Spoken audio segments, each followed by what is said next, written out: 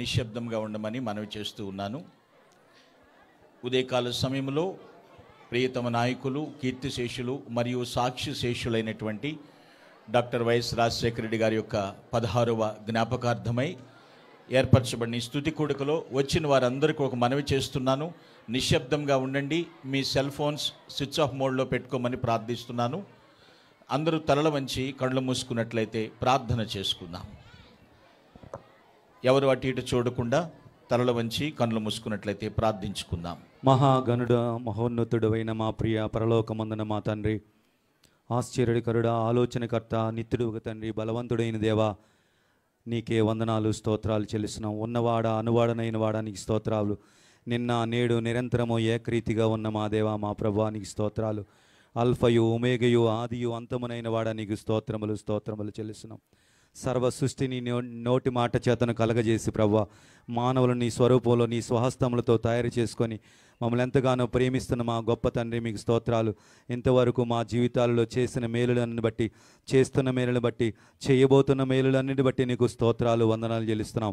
నా ప్రాణమా యెహోవాను సన్నిధించుము, నా అంతరంగమున పరిశుద్ధ నామమును సన్నిధించుము, నా ప్రాణమా ప్రభు అయిన యేసుక్రీస్తునే సన్నిధించుమని నీ దావీదు మహారాజు సెలవిచ్చిన రీతిగా మా జీవితాల్లో చేసిన మేలులకు నీకేమి చెల్లించినా మీ రుణాన్ని మేము తీర్చలేము తండ్రి. మీకు స్తోత్రాలు చెల్లిస్తున్నామా ప్రభువా. సర్వశక్తి మంత్ర, సర్వాధికారి, సర్వ సృష్టికర్తమైన దేవా, నీకే వందనాలు, స్తోత్రాలు చెల్లిస్తున్నాం ప్రభువా.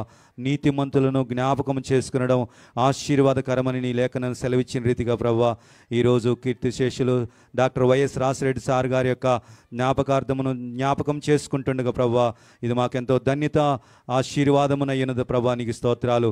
నీతిమంతులు తన తండ్రి రాజ్యములో నాయన సూర్యుని వలె ప్రకాశిస్తారు అన్నట్టుగా ప్రభువా, పరలోక రాజ్యంలో, తండ్రి రాజ్యంలో వైఎస్ఆర్ గారు ఒక సూర్యుని వలె, ఒక నక్షత్రం వలె బుద్ధిమంతులు ప్రకాశిస్తారన్నట్టుగా ప్రభువా, ఆయన చేసినటువంటి కార్యక్రమాలు సార్ గారు ఎంతో నీ ప్రజలను నిన్ను ప్రేమించినట్లుగా, నిన్ను వలె నీ పొరుగువారిని ప్రేమించినట్లుగా ఆ వాగ్దానము ప్రకారము నాయన నీ యందు విశ్వాసం ఉంచి వారి యొక్క జీవితం ఎంతో పేద ప్రజలకు నాయన ఎన్నో సంక్షేమ పథకాలు అందించి ప్రభా, ప్రజల గుండెల్లో స్థిరస్థాయిగా సంవత్సరాలు గడిచిపోతున్నా ప్రభా, నీ బిడ్డను నాయన చెక్కినందుకు మీకు స్తోత్రాలు, ముద్రించినందుకు మీకు స్తోత్రాలు అయా. మీకు వందనాలు. శర్మల మేడం గారి కుటుంబము అనిల్ సార్ మీరు దీవించండి, అంజలి రాజబాబును దీవించండి నాయన, ప్రియమ్మన్ గారిని దీవించండి, పెద్దమ్మ గారు విజయమ్మ గారిని మీరు దీవించండి, ఆశీర్వించండి అయ్యా. మీకు స్తోత్రాలు.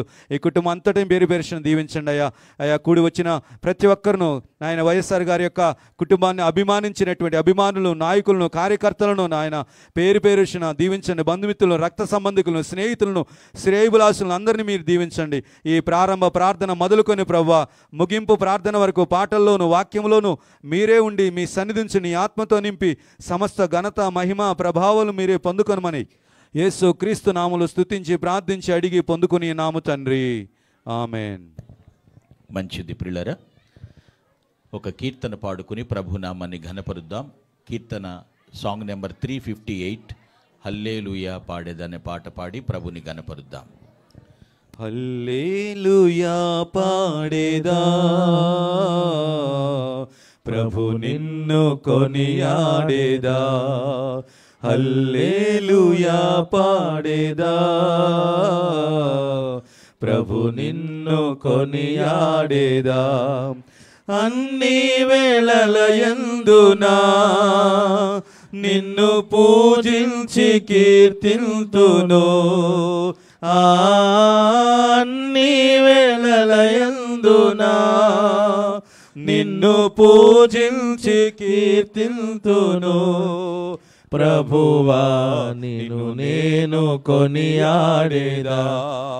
హల్లెలూయా పాడేదా,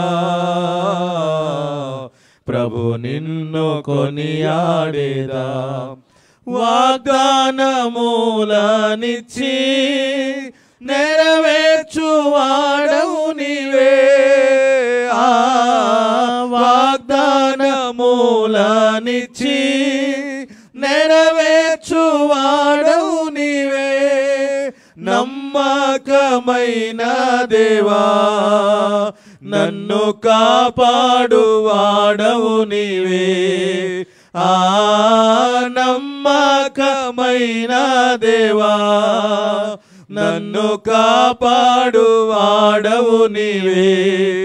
ప్రభువా నిన్ను నేను కొనియాడేదా, హల్లెలూయా పాడేదా. ప్రభు నిన్ను కొనియాడేదా.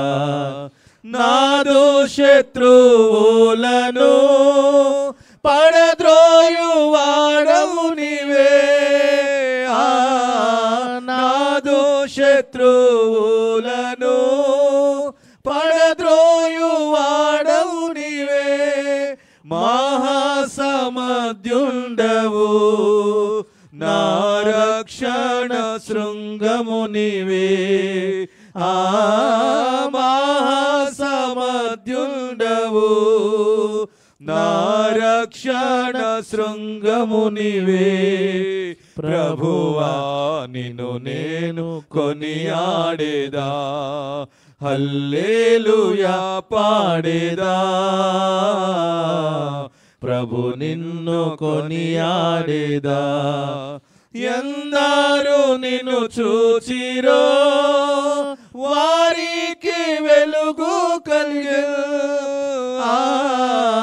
ఎందరూ నిన్ను చూచిరో వారికి వెలుగు కలిగే. ప్రభువానే వెలుగొందితి, నా జీవంబు జ్యోతివి నీవే. ప్రభువానే వెలుగొందితి, నా జీవంబు జ్యోతివి నీవే. ప్రభువా నిన్ను నేను కొనియాడేదా, హల్లెలూయా పాడేదా. ప్రభు నిన్ను కొనియాడేదా. భయమును పారద్రోలి అభయమునిచ్చితివే, భయమును పారద్రోలి అభయమునిచ్చితివే. ఎబినేజరు నీవే ప్రభు, నన్ను సంరక్షించుచుంటివి. ఎబినేజరు నీవై ప్రభు, నన్ను సంరక్షించుచుంటివి. ప్రభువా నిన్ను నేను కొనియాడేదా, హల్లెలూయా పాడేదా. ప్రభు నిన్ను కొనియాడేదా. కష్టములన్నిటినీ ప్రియముగా భరింతును, కష్టములన్నిటినీ ప్రియముగా భరింతును. నీ కొరకై జీవితును, నా జీవంపు దాతవు నీవే. నీ కొరకై జీవితును, నా జీవంపు దాతవు నీవే. ప్రభువా నిన్ను నేను కొనియాడేదా, హల్లెలూయా పాడేదా. ప్రభు నిన్ను కొనియాడేదా. ఈ జీవిత యాత్రలో ఏమి సంభవించినా, ఈ జీవిత యాత్రలో ఏమి సంభవించినా, మహిమానికే ఓ ప్రభు, ఇది నాది నా ప్రార్థన.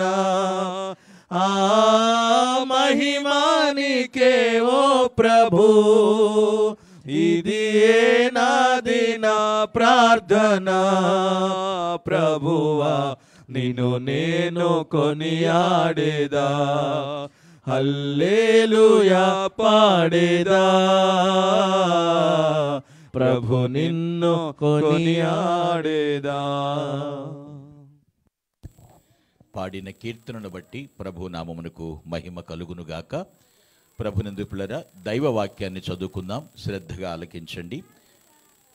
పేతురు వ్రాసిన 2వ పత్రిక 1వ అధ్యాయము 12 నుండి 15 వచనాలు చదువుకుందాం, second epistle of Peter, first chapter 12 to 15. Please silence please. తెలుసుకొని మీరంగీకరించిన సత్యమునందు స్థిరపరచబడి ఉన్నను, వీటిని గూర్చి ఎల్లప్పుడూ మీకు జ్ఞాపకము చేయుటకు సిద్ధముగా ఉన్నాను. మరియు మన ప్రభువైన యేసు క్రీస్తు నాకు సూచించిన ప్రకారము నా గుడారమును త్వరగా విడిచిపెట్టవలసినని ఎరిగి, నేను ఈ గుడారములో ఉన్నంత కాలము ఈ సంగతులను జ్ఞాపకము చేసి మిమ్మలను రేపుట న్యాయమని ఎంచుకొనుచున్నాను. నేను మృతి పొందినను తర్వాత కూడా మీరు నిత్యము వీటిని జ్ఞాపకము చేసుకున్నట్లు జాగ్రత్త పడుతును. ప్రభునందు ప్రియమైన వాళ్ళరా, ఈరోజు ఒక శుభదినం. ఏమిటి అంటే, ప్రపంచంలో డాక్టర్ వైఎస్ రాజశేఖర రెడ్డి గారిని ఎరిగిన జనాంగం అందరూ కూడా గుర్తుంచుకునేటువంటి రోజు. కొందరు వేదనతో, కొందరు ఆతృతతో ఎదురు చూసినటువంటి రోజు, మరికొందరు నిరీక్షణతో వేచి ఉన్నటువంటి రోజు.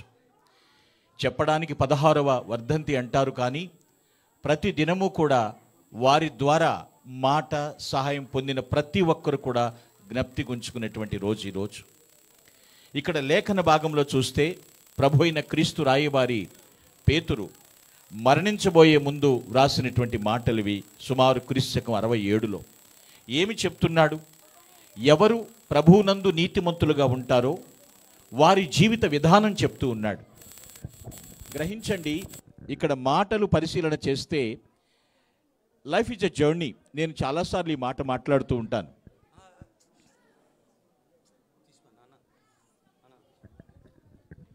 Life is a journey, life is a battle also.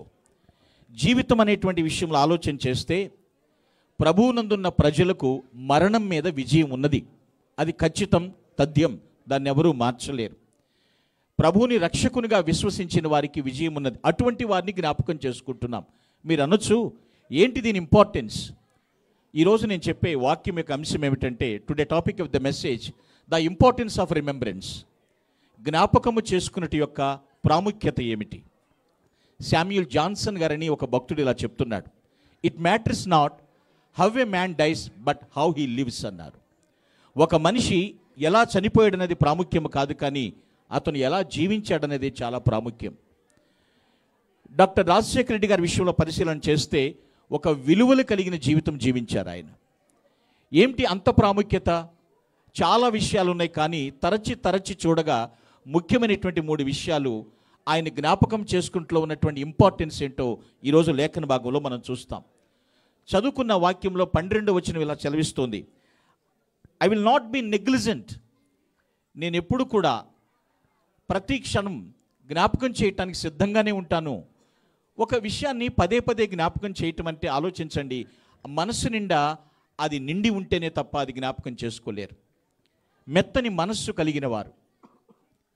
నేను ఒక వ్యక్తిని మర్చిపోలేకపోతున్నానంటే అతని విషయంలో నాకు చాలా అంచనాలు ఉన్నాయి, వారి ద్వారా నేను లబ్ధి పొందానని దాని అర్థం. ఇక్కడ మొట్టమొదటి విషయం ఏమిటంటే, హీ హ్యాజ్ స్పిరిచువల్ మైండ్. ఆత్మీయ మనస్సు కలిగినటువంటి నాయకుడు ఆయన. ఏమిటి ఆత్మీయ మనస్సు అంటే, ఎల్లప్పుడూ మీకోసం సిద్ధంగా ఉన్నాను. ఆ మాట అర్థం చేసుకోండి. ఎవరైనా కొన్ని సమయాల్లో సిద్ధంగా ఉంటారు. నేను ఎల్లప్పుడూ కూడా సిద్ధంగా ఉన్నాను. అలాంటి వారిని జ్ఞాపకం చేసుకుంటూ ఒక ప్రాముఖ్యత ఉందండి. అదే బ్లెస్సింగ్ అని కూడా అర్థం చేసుకోవాలి. అంటే మెత్తని మనస్సు అంటే దయతో చెలించిపోయే గుణం అన్నమాట. చూడగానే ప్రేగులు తరిగిపోయేంత కరుణ పుట్టటం. మనము బైబిల్ చదివినట్లయితే యోసేపు దగ్గరకు అన్నదమ్ములు వస్తారు.